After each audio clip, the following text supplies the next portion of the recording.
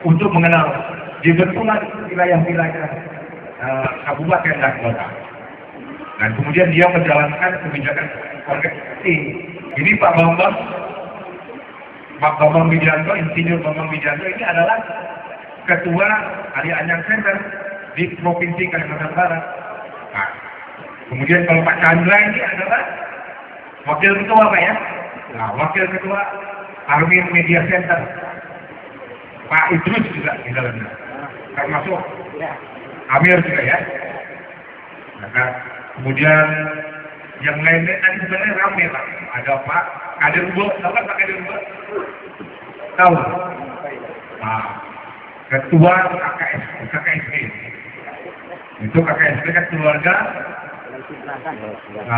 Kota Besar Sulawesi Selatan. Beliau itu. Nah beliau itu sebagai penasihat dari Laskar Landarian Ali Anyang Center. Inilah ya tujuannya dibentuk untuk memperluas dan memperkenalkan.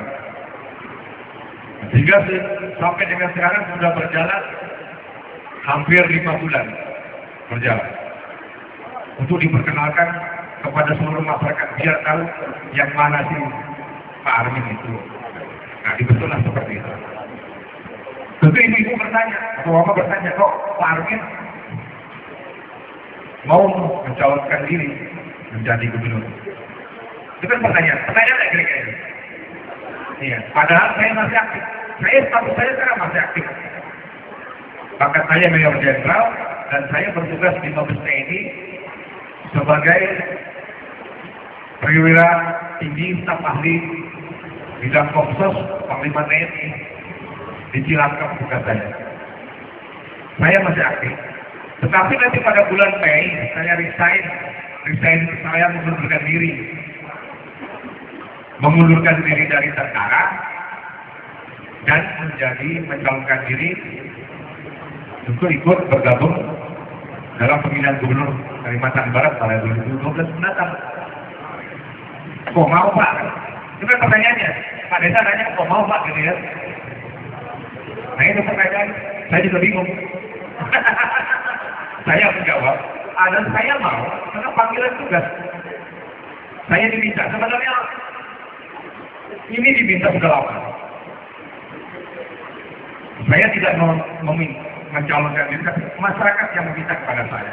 Tokoh-tokoh masyarakat, di antaranya Pak Idrus di beberapa kali bersama tokoh-tokoh masyarakat datang ke kantor saya. Waktu itu saya masih bertugas sebagai Kasdam 12 Tanjung Pura. Diminta untuk ikut, saya tolak itu berkali-kali. Karena saya pikir masih ada orang lain yang lebih mampu. Masih ada orang yang artinya lebih senior.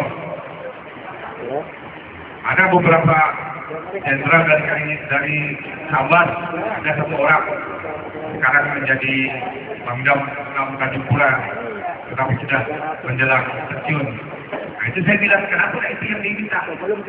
Ada lagi orang menjalin itu Pak Jeki Dalian, itu polisi, Brigadir Jenderal.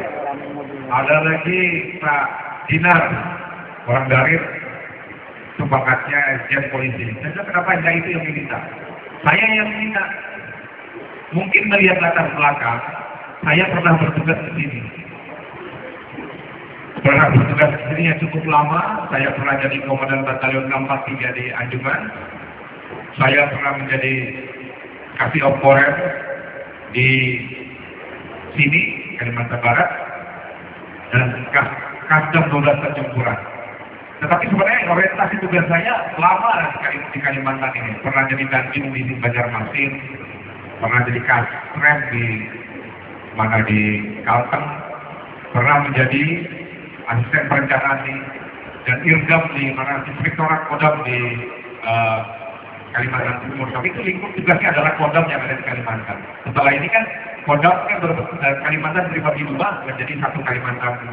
Kodam 12 Tanjung Pura, sebagian menjadi Kodam 6 Pulau Warman. Nah, melatari belakang itulah kemudian para tokoh masyarakat, tokoh agama, dan rekan-rekan dari partai politik minta saya untuk maju. Akhirnya saya mempertimbangkan itu cukup lama, 1 tahun lebih. Akhirnya saya minta waktu waktu ya cukup lama dan akhirnya saya bilang waktu saya berangkat dulu ke Mekah naik haji, baru 2011 kemarin saya haji, saya mungkin kita petunjuk lah orang dulu sana. Setelah pulang dari sana, baru saya memberikan jawaban positif saya akan maju. Dan diantaranya saya kemarin waktu dari Sambas pula saya memberikan jawaban saya positif akan maju. Tetapi saat ini sekarang tugas saya harus mensosialisasikan diri dulu. Semua ke seluruh pelosok wilayah Kalimantan Barat, ke seluruh perangan 14 kabupaten kota, supaya dikenal. Dan saya juga sudah melaporkan diri dan mendapatkan restu dari Kepala Staf Angkatan Darat untuk ikut maju. Sudah mendapatkan restu. Nah, tetapi saya harus mempersiapkan diri dulu.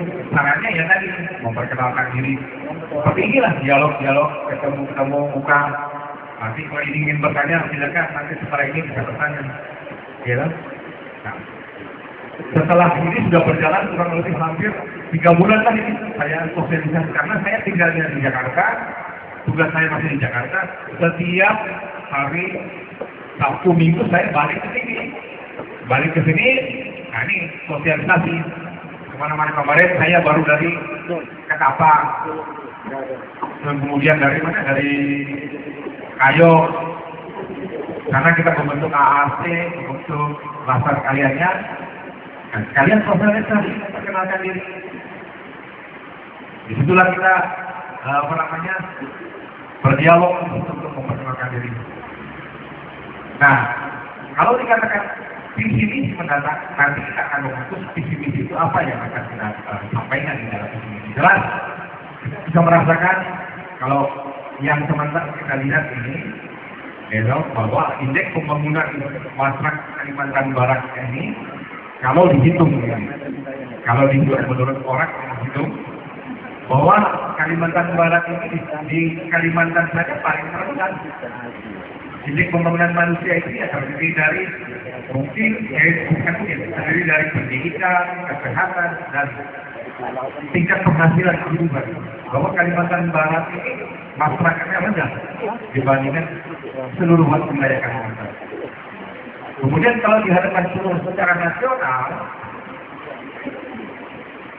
Kalimantan Barat itu mendapatkan ranking pada posisi yang ke-27 dari 33 wilayah provinsi, hampir sama dengan penduduk NTT, penduduk Papua Barat.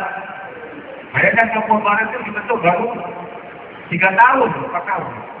Kita sudah berapa tahun ini? Dalam tahun provinsi kemarin kan berapa? 55 tahun bandingkan dengan persediaan yang baru cukup 3 tahun. Kan kira kayak ini.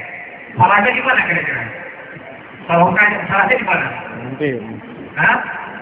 Nah, betul. Nazarudin yang kalah ya.